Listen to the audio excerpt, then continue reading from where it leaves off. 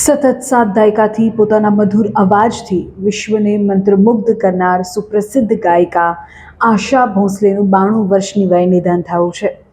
ગઈકાલે મુંબઈની breach candy હોસ્પિટલમાં તેમણે અંતિમ શ્વાસ લીધા, જ્યાં તેમને કાર્ડિયાક અરેસ્ટ બાદ છાતીમાં તકલીફ બાદ દાખલ કરવામાં આવ્યા હતા. તેમના પુત્રએ આ સમાચારની પુષ્ટિ કરી હતી અને સમગ્ર દેશમાં શોકનું મોજું ફરી વળ્યું છે. આપને કહી દે કે સંગીત સમ્રાજ્ઞીની અંતિમ વિદાયની પ્રક્રિયા આજે શરૂ થઈ ગઈ છે.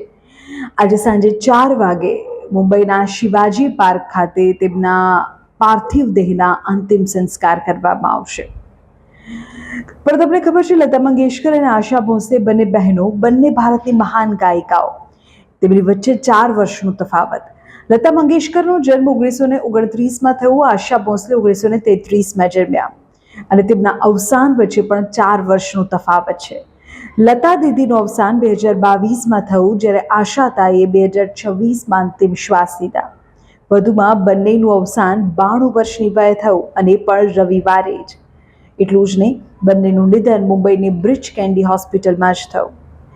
આજે તેમના નિવાસ સ્થાને તેમનો અત્યારે પાર્થિવ દેહ છે અને તેમના ચાહકો અને અલગ અલગ ક્ષેત્રના અગ્રણીઓ આજે તેમના અંતિમ દર્શન માટે પહોંચી રહ્યા છે.